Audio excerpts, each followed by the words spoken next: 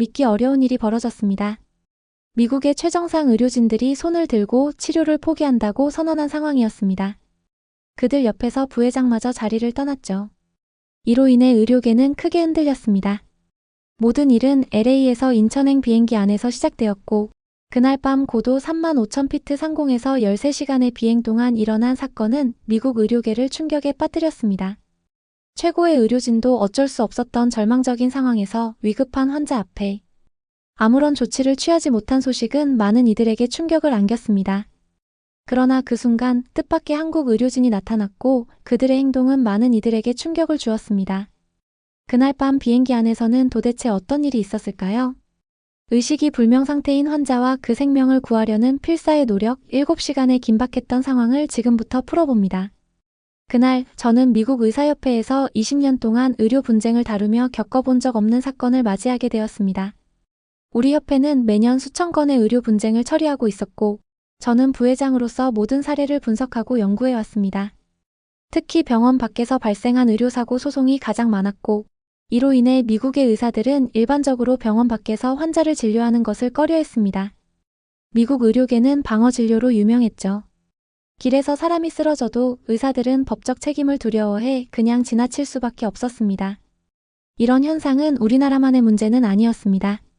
파리에서는 지하철역에서 심장마비로 쓰러진 승객을 아무도 도와주지 않았고, 도쿄에서도 횡단보도에서 쓰러진 노인을 외면한 일이 있었다고 들었습니다.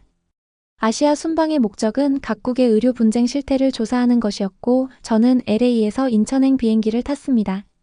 13시간의 긴 비행 시간이 걱정됐지만 좁은 이코노미석에서 보고서를 작성하며 시간을 보냈습니다. 특히 베이징의 사례는 충격적이었죠. 지난해 한 의사가 길에서 쓰러진 노인을 도왔는데 그로 인해 오히려 소송에 휘말렸습니다. 결국 그 의사는 거액의 합의금을 지불해야 했습니다. 이런 악순환 때문에 중국의 의사들은 점점 더 방어적으로 변해갔습니다. 비행기를 이륙한 지 약 3시간 정도 되었을 때 창밖으로 구름 사이로 석양이 보이기 시작했습니다. 저는 다가오는 발표를 준비하며 의료 분쟁에서 환자와 의사를 모두 보호할 수 있는 방법을 찾고자 했습니다. 그러나 아무리 생각해도 뚜렷한 해결책은 떠오르지 않았습니다. 비행기 안은 조용했고 대부분의 승객들이 잠든 상태였으며 승무원들은 기내를 돌아다니며 서비스에 바빴습니다. 그때까지는 전혀 몰랐습니다. 제 눈앞에서 곧 벌어질 놀라운 일이 일어날 줄은요. 옆자리에 앉은 동양인 승객이 저에게 의사인지 물었습니다. 제가 의료 분쟁 전문가라고 하자 그는 매우 흥미로워하며 대화를 이어갔습니다.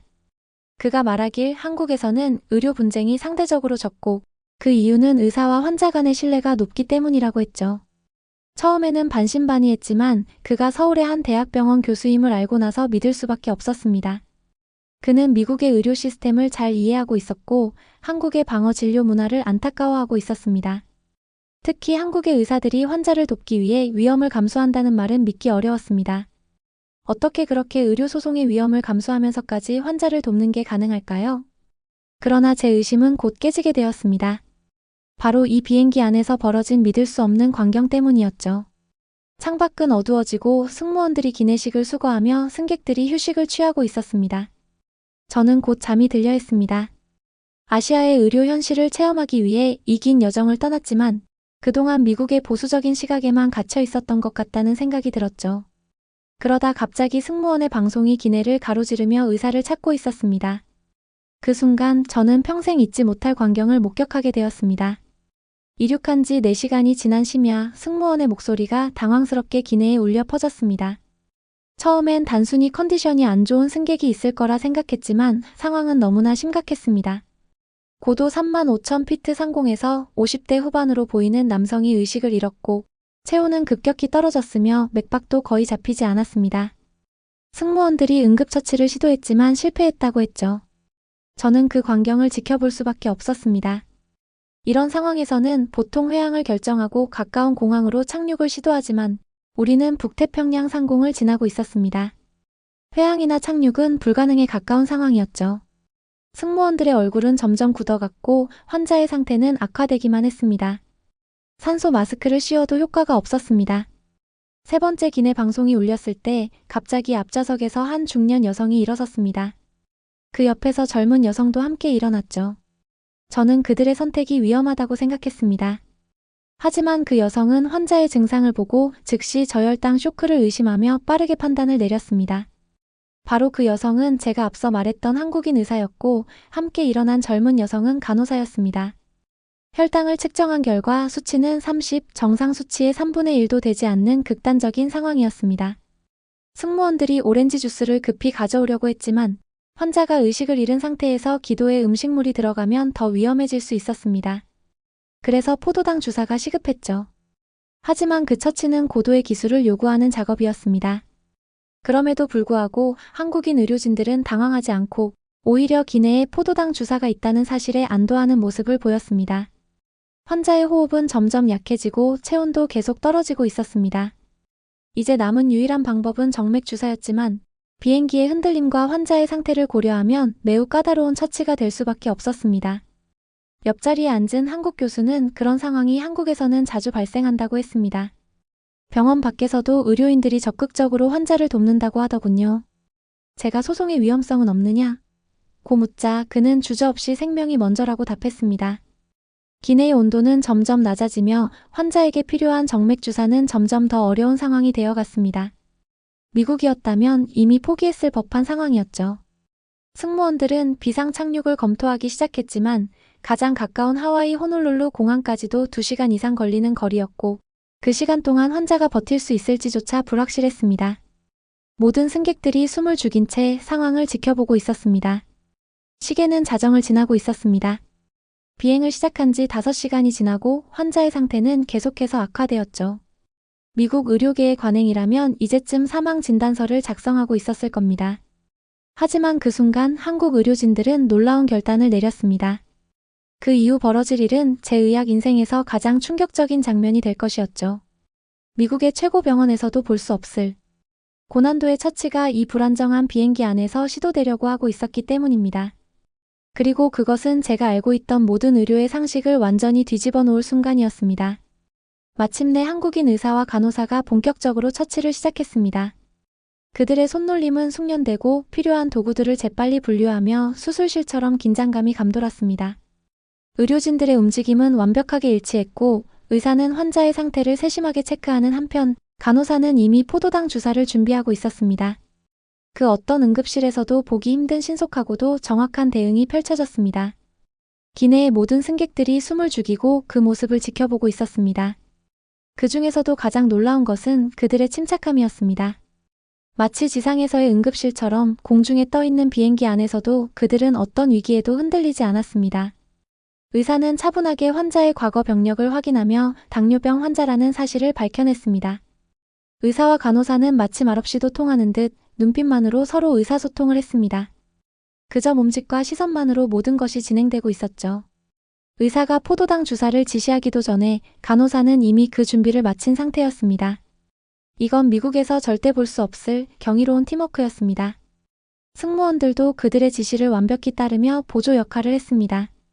의료진이 필요한 물품을 요청하자 그들은 지체 없이 빠르게 가져왔고 마치 이미 여러 차례 훈련을 받은 듯 정확하게 움직였죠. 나중에 알게 된 사실은 한국의 항공사들이 이러한 긴급 상황에 대비한 특별 훈련을 진행한다고 하더군요. 이제 환자의 팔에서 혈관을 찾는 작업이 시작되었습니다. 의식이 없는 환자를 흔들리는 비행기 안에서 혈관을 찾는 건 사실상 불가능에 가까운 일이었습니다. 그럼에도 불구하고 한국인 의료진들은 전혀 망설이지 않았습니다. 오히려 더욱 집중하며 한치의 실수도 용납할 수 없다는 듯 모든 집중력을 환자에게 쏟고 있었습니다. 만약 미국에서라면 이런 상황에서 의료진은 아마도 책임을 회피하려 했을 겁니다. 그만큼 위험이 크고 법적 책임이 두려운 상황이었기 때문이죠. 그러나 한국 의료진들은 달랐습니다. 그들에게는 환자의 생명이 가장 중요한 문제였고 법적 책임 따위는 전혀 생각하지 않는 듯 보였습니다. 의사는 계속해서 환자의 상태를 점검하며 맥박, 혈압, 체온을 체크했습니다. 모든 수치가 위험 수준에 달해 있었죠. 시간이 흘러가며 환자의 상태는 점점 더 나빠졌습니다. 이대로라면 더 큰 일이 일어날지도 모른다는 긴장감이 감돌았습니다. 간호사의 이마에는 땀방울이 맺혔습니다. 하지만 그들은 끝까지 포기하지 않았습니다. 비행기의 흔들림 속에서도 그녀의 손은 전혀 흔들리지 않았습니다. 정맥 주사를 놓기 위한 준비가 거의 마무리되어 가고 있었습니다. 이제 곧 가장 중요한 순간이 다가오고 있었습니다. 의사는 잠시 고민하는 듯 보였습니다. 포도당의 농도를 결정해야 했기 때문이죠. 너무 높으면 또 다른 쇼크를 일으킬 위험이 있었고 너무 낮으면 효과를 볼 수 없을 수도 있었습니다. 그 한순간의 판단이 환자의 생명을 좌우할 수 있는 상황이었죠. 기내의 모든 시선이 그들에게 집중되었습니다. 승객들은 숨을 죽이고 그들의 움직임을 지켜보았고 승무원들은 긴장된 표정으로 대기하고 있었습니다. 이제 곧 그들의 실력이 시험대에 오를 순간이 다가오고 있었습니다. 그때 비행기가 난기류를 만났습니다. 기체가 심하게 흔들렸지만 의료진은 전혀 동요하지 않았습니다. 오히려 그들은 자세를 더욱 단단히 고정하고 시술을 준비했습니다. 그들의 눈빛에서는 강한 자신감이 느껴졌습니다. 저는 그저 그들을 지켜볼 수밖에 없었습니다. 미국 의사협회 부회장이라는 자부심은 그 순간 이미 사라진 지 오래였죠. 그들의 전문성과 용기 앞에서 제 20년 경력은 그저 부끄럽게 느껴졌습니다. 저는 직감적으로 이제 곧 기적 같은 순간이 펼쳐질 것이라는 걸 알 수 있었습니다. 한국 의료진의 손에서 시작된 기적은 이제 막 시작되었고 앞으로 벌어질 일들은 제가 알고 있던 모든 의료 상식을 완전히 뒤집어 놓을 것이었죠. 그 놀라운 순간들은 지금도 제 뇌리에 선명하게 남아 있습니다. 간호사가 마침내 주사 바늘을 들었습니다. 이 순간은 미국의 최상급 병원에서도 보기 힘든 일이었죠. 비행기의 흔들림과 불안정한 자세에도 불구하고 그녀의 손은 마치 수술실에서처럼 흔들림 없이 정확하게 움직였습니다. 첫 번째 시도가 시작되었습니다. 혈관을 찾는 과정이었죠. 환자의 팔은 차가웠고 혈관은 거의 보이지 않았습니다. 일반적인 상황에서도 이런 시술은 쉽지 않지만 이 극한의 조건에서 성공할 수 있을지 아무도 확신하지 못했습니다. 정맥 주사는 간호사의 가장 기본적인 기술 중 하나입니다. 그러나 이런 불안정한 환경에서는 세계 최고의 의사들조차 장담할 수 없는 기술이었습니다. 그럼에도 불구하고 그녀는 단 하나의 망설임도 없이 그 과정을 이어갔습니다. 미국에서는 응급실의 안정된 환경에서도 여러 번의 시도 끝에 겨우 성공하는 경우가 많았습니다. 그녀는 환자의 팔을 부드럽게 쓰다듬었습니다. 혈관을 찾는 그녀만의 방법이었죠. 이 순간은 마치 예술가가 완벽한 작품을 그려내듯 간호사의 손끝에서 펼쳐진 기적의 연대기였습니다. 피아니스트가 건반을 두드리듯 그녀는 섬세한 터치로 환자의 혈관을 정확히 찾아냈습니다. 그 순간 저는 깨달았습니다. 그녀는 단순한 간호사가 아니었습니다. 그 손길은 단순한 실력이 아니라 오랜 경험과 숙련이 만든 정교한 기술의 산물임을 알게 되었습니다. 바늘이 피부를 뚫고 들어갔을 때 기내는 숨을 멈춘 듯 고요해졌습니다. 순간 피가 역류하며 간호사의 얼굴에는 미소가 번졌습니다. 완벽한 정맥 주사, 그동안 응급실에서나 볼 법한 능숙한 기술이 이 좁은 비행기 안에서 펼쳐졌습니다. 그러나 바로 그때 새로운 문제가 발생했습니다. 수액이 제대로 떨어지지 않았던 것입니다. 혈관은 찾았지만 환자의 체온이 너무 낮아 수액이 원활하게 흐르지 않았죠. 이 상태로는 포도당이 제대로 공급되지 않을 위험이 있었고 간호사는 침착하게 수액병을 손에 쥐었습니다. 손의 온기로 수액을 데우기 시작한 것이었죠. 동시에 의사는 환자의 팔을 문지르며 혈액순환을 도왔습니다. 이들의 협력은 완벽했습니다. 미국에서는 상상할 수 없는 장면이었죠. 그들의 노력은 결실을 맺었습니다. 수액이 조금씩 떨어지기 시작했고 포도당이 환자의 혈관 속으로 흐르기 시작했죠. 시간이 천천히 지나갔지만 그들의 집중력은 끊어지지 않았습니다. 더 놀라운 일은 그 다음이었습니다. 수액이 잘 안 떨어질 때마다 간호사는 능숙하게 수액병을 두드렸습니다. 마치 수천 번 해본 것처럼 자연스러운 동작이었죠. 그녀의 손끝이 닿을 때마다 수액은 마법처럼 잘 흐르기 시작했습니다. 나중에 승무원이 설명해 주었습니다. 한국의 간호사들은 세계 최고의 정맥 주사 실력을 가지고 있다고요. 매일 수백 번의 시술을 통해 이 정도의 숙련도를 쌓았기 때문에 이렇게 극한의 상황에서도 완벽한 기술을 발휘할 수 있었던 것이었습니다. 환자의 체온은 점점 올라가기 시작했습니다. 그녀의 아이디어는 기발했고 모두가 잠시 멈춰서 그녀의 손길을 지켜보았습니다. 옷걸이를 변형시켜 링거대를 만들려는 그녀의 모습을 보며 의료진들 간에 아무 말 없이 교감이 이루어졌습니다. 그녀는 옷걸이를 손에 쥐고 그 작은 금속 조각들을 기민하게 움직이며 링거대를 만들어갔습니다.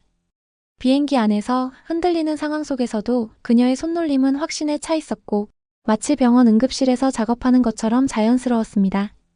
그녀의 손끝에서 만들어진 링거대는 예상보다 훨씬 안정적이었고 승무원들이 그 자리에 수액병을 걸 수 있었습니다. 이 작은 창의적인 해결책은 또 하나의 큰 위기를 넘길 수 있는 열쇠가 되었습니다. 이제 환자는 계속해서 포도당을 공급받을 수 있었고, 의료진은 다시 한번 믿을 수 없는 기적을 만들어냈습니다. 이런 상황에서 미국에서는 상상도 할 수 없을 정도로 한국 의료진은 계속해서 침착하게 문제를 해결해 나갔습니다. 그들에게는 어떤 상황도 극복할 수 있다는 강한 믿음이 있었고, 모든 승객들이 그들의 기적과 같은 행보를 지켜보며 감탄했습니다. 환자의 상태가 점차 호전되면서 의료진들의 긴장도 조금씩 풀렸습니다. 하지만 그들은 여전히 집중을 놓지 않았습니다. 이 순간만큼은 그 어떤 순간보다 중요한 것이었기 때문에 한치의 오차도 용납하지 않았습니다. 그들의 팀워크, 전문성, 그리고 환자를 위한 헌신은 그 어느 때보다도 돋보였고, 그들이 만들어낸 기적은 단순히 의료적인 성과를 넘어서서 인간미와 인내의 상징이었습니다. 승무원이 금속 옷걸이를 가져왔습니다. 간호사는 손끝으로 옷걸이의 모양을 능숙하게 구부리기 시작했습니다. 마치 공예가처럼 정교한 작업이었죠. 의사도 거들었습니다. 두 사람의 손길이 맞물리며 임시 링거대가 만들어져 갔습니다. 놀라운 건 그들의 숙련도였습니다. 마취 전에도 여러 번 해본 것처럼 자연스러웠죠. 나중에 알고 보니 한국의 의료진들은 응급 상황에서 이런 즉흥적인 대처를 자주 한다고 합니다. 현장 경험이 만든 노하우였던 겁니다. 5분도 안 되는 시간에 멋진 작품이 완성됐습니다. 위쪽은 수액병을 걸 수 있게 갈고리 모양으로 만들었고, 아래쪽은 좌석 틈에 고정할 수 있도록 설계했죠. 완벽한 임시 링거대가 탄생한 것입니다. 승무원들도 감탄을 금치 못했습니다. 이런 창의적인 해결책은 처음 본다면서 연신 감탄사를 내뱉었죠. 비행기에서 옷걸이가 의료 장비로 변신하는 걸 본 건 처음이라고 했습니다. 문제는 또 있었습니다. 수액이 잘 흐르게 하려면 어느 정도 높이가 필요했죠. 하지만 좌석 위쪽 선반에는 고정하기가 어려웠습니다. 흔들림이 심해서 수액병이 떨어질 위험이 있었거든요. 여기서도 한국 의료진의 기발한 아이디어가 빛을 발했습니다. 담요를 접어서 쿠션을 만들고 그 사이에 링거대를 고정시켰죠. 흔들림을 최소화하면서도 적절한 높이를 유지할 수 있는 완벽한 해결책이었습니다. 비행기 안에 모든 사람들이 이 과정을 지켜보았습니다. 누군가는 몰래 동영상을 찍기도 했죠.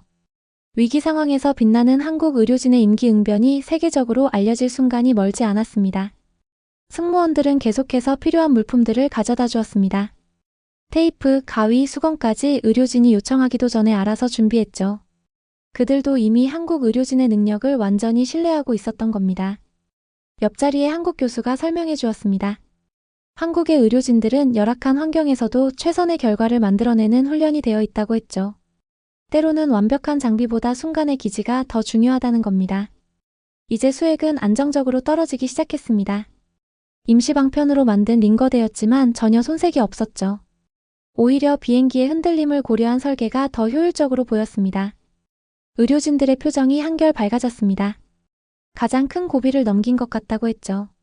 하지만 그들은 계속해서 환자 곁을 지켰습니다.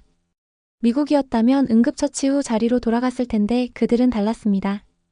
이런 헌신적인 모습에 승객들도 감동했습니다. 누군가는 물을 건네주었고 다른 이는 담요를 가져다 주었죠.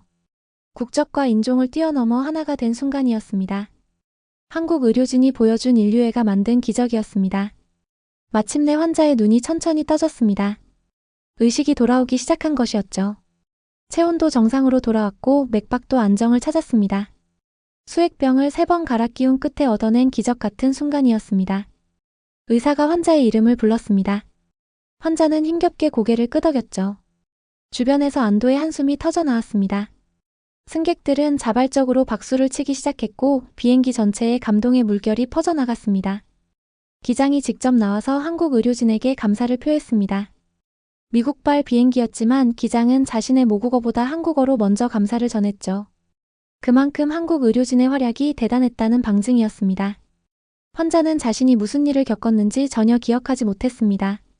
당뇨 환자였던 그는 식사를 거른 채 잠이 들었다가 저혈당 쇼크가 온 것이었죠. 자신의 부주의함을 연신 사과했습니다. 환자의 상태는 점점 좋아졌습니다. 얼굴에 혈색이 돌아왔고 대화도 가능해졌죠. 의사는 인천공항 도착 전까지 계속 수액을 맞아야 한다고 했습니다. 환자는 고개를 끄덕이며 순순히 따랐습니다.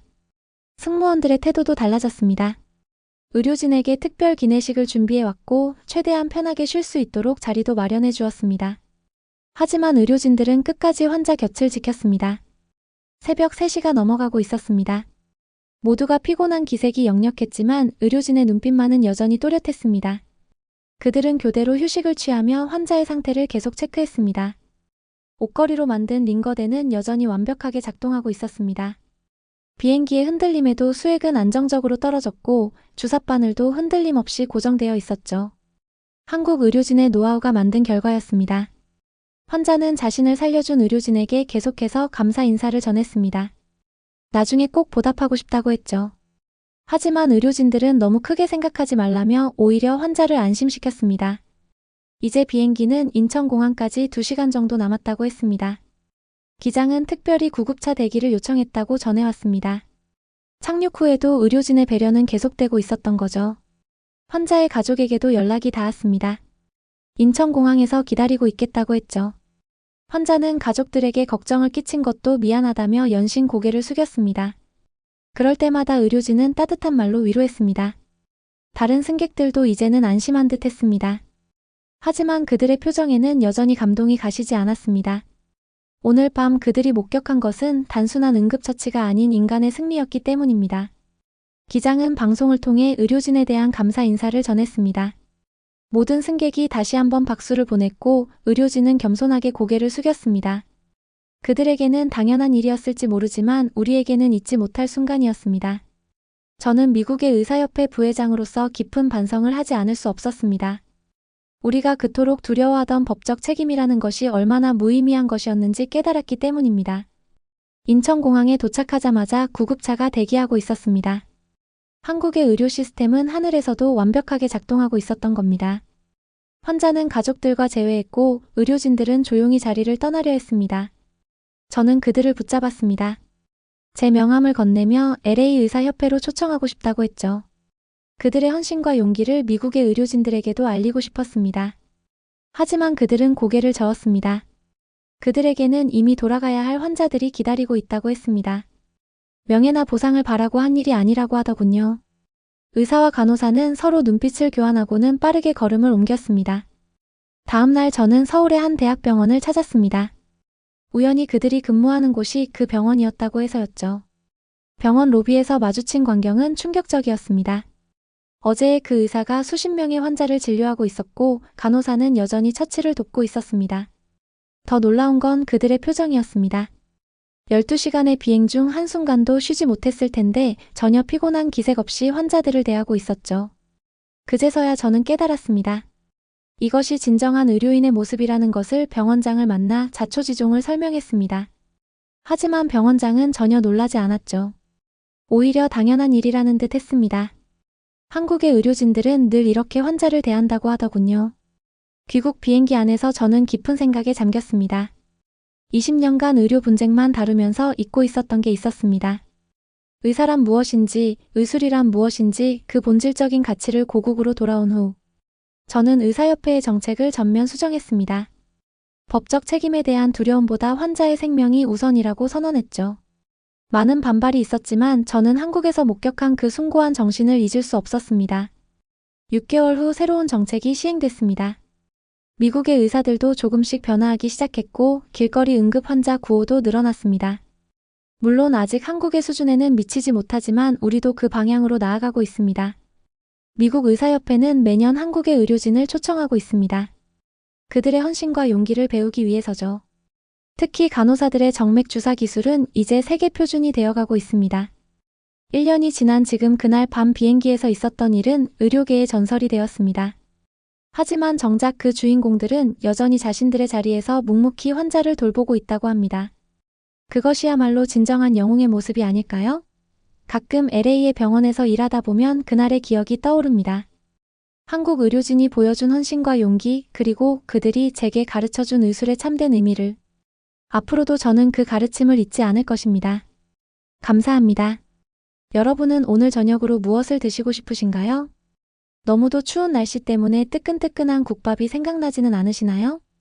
여러분도 아시다시피 사람은 살기 위해서 무엇인가를 꼭 먹어야 하지요.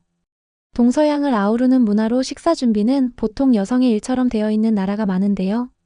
매일매일 맛있는 밥상을 차려주시는 어머니께 항상 감사한 마음을 갖고 있습니다.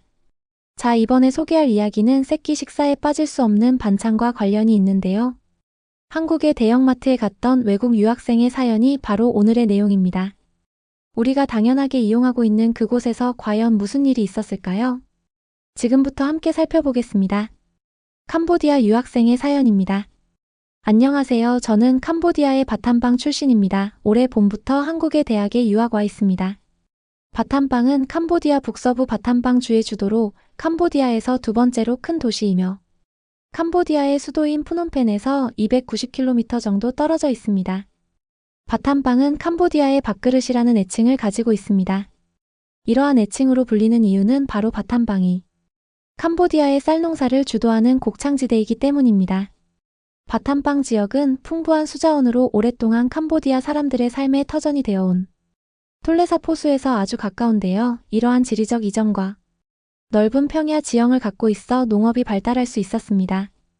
또한 바탐방 지역은 역사적으로 태국에 속해 있던 적이 있었으며 지리적으로 태국과 가까워 수도 푸놈펜에서 태국으로의 관문이 역할을 해오고 있습니다.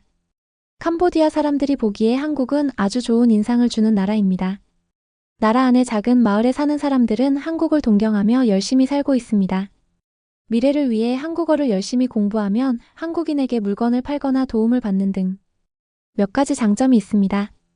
그렇기 때문에 이곳 주민들은 간단한 인사 정도의 한국어는 배우려고 노력합니다. 하지만 저는 일시적인 게 아니라 제대로 한국어를 배워서 이루고 싶은 소망이 있습니다. 그것은 캄보디아에 있는 한국계 기업에 취직하는 것입니다. 제가 미래를 위해 준비하기로 마음을 먹은 후 한국에서 생활을 하면서 가장 놀란 것은 월세가 비싸다는 것입니다. 그래서 저는 필리핀에서 온 친구와 함께 빌라를 공유하며 살고 있습니다. 덕분에 월세 부담이 많이 줄어들기는 했지만 공과금을 포함하면 50만 원 정도 됩니다. 다행히 저와 친구는 한국어 시험을 준비하고 있었기 때문에 편의점에서 일할 수 있었습니다. 학교 수업이 끝나고 편의점에서 근무하며 받는 돈은 100만 원이 조금 못 됩니다. 그래도 캄보디아 돈으로 계산하면 317만 리엘에 가까운 돈이 됩니다. 제가 아는 사람은 푸놈펜의 IT 기업에서 일하고 있습니다. 그 사람의 월급이 160만 리엘이라고 했으니까 아르바이트를 하고 있는 제가 더 높은 급여를 받는 셈이 됩니다. 그래서 부모님께는 용돈을 받지 않아도 되지만 그래도 수업료의 지불은 온전히 부모님의 몫입니다. 부담을 덜어드리고 싶어서 절약을 해보기로 마음먹었습니다. 편의점의 도시락이나 빵 위주의 식사를 먹고 직접 요리를 하기로 했습니다. 한국에 온 지 한 달이 지났을 때 받은 지 얼마 안 된 월급을 움켜쥐고 있었습니다. 처음으로 숙소에서 조금 떨어진 곳에 있는 마트에 가보았습니다. 그때까지도 근처에 있는 작은 야채 가게에는 가본 적이 있었지만 한국 마트는 처음이었습니다. 동거하는 친구는 근처까지 간 적은 있었지만 들어가 본 적은 없다고 합니다. 토요일 오후가 지났기 때문에 그 마트에는 많은 사람들이 있었습니다. 건물 안에는 카트 주차장이 있습니다. 반짝이는 카트들이 가지런히 놓여 있었습니다. 우리는 접수처나 보관함을 먼저 찾았습니다. 어디에도 보이지 않습니다. 주위의 한국 사람들을 보면 모두 가방을 든 채 점점 가게 안으로 들어갑니다. 일반적으로 캄보디아 상점들은 물건을 훔치는 것을 방지하기 위해 반드시 짐은 입구에 맡겨야 합니다. 하지만 한국에서는 그런 규칙이 없는 것 같습니다. 우리는 긴장하면서도 처음으로 오는 마트라고 스스로를 다독였습니다. 카트를 밀고 가게 안으로 들어갔습니다. 천장이 높고 공기가 맑은 가게 안에는 흥겨운 한국 음악이 들려옵니다. 우리는 매장의 모든 물건이 청결하다는 사실에 압도당하고 말았습니다. 확실히 캄보디아에도 마트가 많이 있습니다. 하지만 한국의 대형마트와 비교하면 취급하는 상품이 전혀 다릅니다. 어떻게 이렇듯 같은 크기의 채소들을 모을 수 있었을까요? 캄보디아에서는 그 정도로 모양과 크기가 균일하지 않습니다. 게다가 야채와 과일이 아름답습니다. 광택이 나고 윤기가 흐릅니다. 싱싱해 보이는 딸기와 포도는 입에 담지 않아도 달콤함이 전해지는 듯합니다. 그리고 콩나물과 양배추의 가격은 푸놈펜에 있는 외국인들을 위한 슈퍼마켓과 같습니다. 즉 월급에 부담이 갈 만큼 사치스럽지 않다는 얘기입니다. 우리는 채소 코너에서 스마트폰 계산기로 계산하면서 음식 재료들을 챙겼습니다. 다음에 생선 코너를 갔는데 여기에도 생선들이 잘 정돈되어 있습니다. 특히 포장되어 있는 생선들은 큰 토막만 있으면서도 매우 신선해서 감동했습니다. 그리고 고기 코너에서는 닭고기가 부위별로 판매된다는 사실이 인상적이었습니다. 캄보디아 슈퍼마켓에서도 닭고기를 팔지만 한국은 그 스케일이 다릅니다. 닭다리를 좋아하는 사람은 닭다리만 사 먹을 수 있고 가슴살을 좋아하는 사람은 가슴살만 사 먹을 수 있습니다. 다른 고기도 비슷합니다. 캄보디아에서는 소나 돼지의 경우 가슴살과 허벅지살 정도로 나뉘면서 덩어리를 달아서 판매하는 것이 보통입니다. 그런데 한국에서는 이미 깔끔하게 포장되어 진열돼 있습니다. 그것도 부위와 용도별로 다양하게 말입니다. 게다가 각종 고기들은 예쁜 핑크빛을 하고 있습니다. 신선함이 그대로 전해집니다. 그리고 가장 놀란 것은 반찬 코너였습니다. 다양한 반찬부터 찌개용 재료, 각종 도시락 등 온갖 종류의 음식들이 사방에 늘어서 있습니다. 편의점 도시락에도 감동했지만 이곳의 스케일은 다릅니다. 게다가 편의점에 비해 금액도 저렴합니다. 이곳에 있으면 이것도 먹고 싶고 저것도 먹고 싶어지는 그런 기분입니다.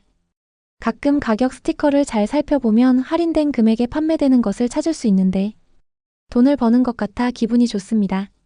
사고 싶은 물건들이 가득 있는데 더 이상 선택할 수 없을 것 같아 눈물이 날 지경입니다. 계산해보니 일주일치 재료 구입이 끝났구나 싶었는데 마지막에 함정이 기다리고 있었습니다. 바로 과자 코너입니다. 한국의 과자는 정말 맛있는데 외국인들 사이에서도 유명합니다. 기념품을 살 때 메이커를 살 필요도 없고 편의점에서 파는 과자로 충분합니다. 그 정도로도 가족이나 친구들은 충분히 기뻐합니다. 제가 일하는 편의점에서도 유혹에 넘어가 몇 번 사 먹었는데 이곳에서는 편의점보다 훨씬 저렴한 가격에 팔리는 것을 알게 되었습니다. 아쉽게도 정해진 예산을 이미 초과해서 과자는 사지 못했지만 다음에 오면 과자도 무조건 구입하기로 친구와 약속했습니다. 이렇게 해서 우리들의 첫 한국의 대형마트 투어는 끝이 났습니다. 그 후에 알게 된 몇 가지 사실은 매우 흥미로웠습니다. 마감 시간 근처에 가면 남은 반찬을 꽤 싸게 얻을 수 있다는 것을 알게 되었습니다. 덕분에 편의점에서만 살 때에 비해 절반 정도로 식비를 절약할 수 있었지만 그만큼 과자도 사버리게 되어서 생각보다 절약이 되지는 않을지도 모릅니다. 그렇지만 정말로 한국의 대형마트는 최고입니다. 제 고향 바탐방에서 이런 대형마트가 지어질 수 있을지 정말 궁금합니다. 한국 마트의 점원들은 서비스가 정말 좋습니다. 제가 원하는 상품을 찾기 힘든 경우에는 곧바로 점원에게 물어보곤 하는데 어디에 있는지 모르는 점원을 만난 적이 없습니다. 한국 마트에 가면 시식 코너가 있어서 공짜로 먹어볼 수가 있습니다. 처음에 봤을 때는 공짜인 줄 모르고 신기하게 쳐다봤었는데 점원분이 저를 보고선 계속 먹어보라고 해서 먹었던 기억도 나네요. 또한 한국의 문화에는 덤이라는 게 있어서 그런지 1+1이나 2+1 행사를 많이 접하게 됩니다. 한두 개를 사면 하나를 더 준다고 하니까 필요 없던 것도 자꾸만 사게 되는 마법에 걸립니다. 한국의 대형마트는 한국에 장기간 거주하는 외국인이라면 꼭 가게 되는 장소인데요. 캄보디아 유학생의 사연처럼 자국과 다른 큰 스케일에 놀라기도 하고 고객들의 만족을 위해 최선을 다하는 직원들의 친절함에 감동하기도 합니다. 미국이나 유럽의 대형 매장과 비교하면 뒤떨어지는 부분이 있을 수 있겠지만 한국 마트 직원들의 친절함은 세계 어디에 내놔도 뒤지지 않는다고 합니다. 바로 한국의 대접 문화 때문인데요. 해외로부터의 평가도 매우 높습니다. 우선 해외의 대형마트와 같은 경우에는 매장마다 전문 스텝이 준비되어 있지만 담당 구역을 제외한 모든 곳을 관리하지는 못하는데요. 그런데 한국 마트에서는 많은 직원들이 파트타임 여성들이지만 그럼에도 불구하고 매우 친절하며 세심한 서비스를 해주는 곳이 많습니다. 이것이 기업 측의 훌륭한 교육 때문인지는 모르겠지만 무엇보다 한국 여성들은 일에 대해 매우 높은 책임의식을 갖고 있기 때문이죠. 매장을 돌아다니다가 사고 싶은 물건이 안 보여 직원에게 질문을 하면 기필고 그 물건을 찾을 수 있도록 안내해줍니다. 그러한 높은 의식 수준은 이용자에게도 해당되는데요. 사연 속에서 그녀도 말했지만 캄보디아뿐만 아닌 아프리카의 케냐나 동남아시아의 필리핀, 인도네시아 등에서는 도둑질을 방지하기 위해 가방 반입이 금지됩니다. 이것은 슈퍼마켓 시장에서 가장 큰 강국인 미국에서도 마찬가지인데요. 가방과 배낭은 물론이고 에코백도 금지됩니다. 물론 한국에서는 이러한 제한을 두고 있는 곳이 없으며 오히려 계산대의 결제까지 모든 것을 손님에게 맡기기도 합니다. 이렇듯 셀프 계산대가 등장했다는 사실만으로도 서로 간의 높은 신뢰가 성립됐다는 사실을 쉽게 알 수 있는데요. 외국인이 한국을 보며 부러워하고 닮고 싶어 하는 점들은 의외로 우리들이 생각하기에는 평범한 것들이었습니다. 언제까지나 세계에서 사랑받을 수 있는 한국에서 살고 싶어지네요. 행복한 하루 보내시기를 기원하겠습니다. 구독과 좋아요는 영상 제작에 큰 힘이 됩니다.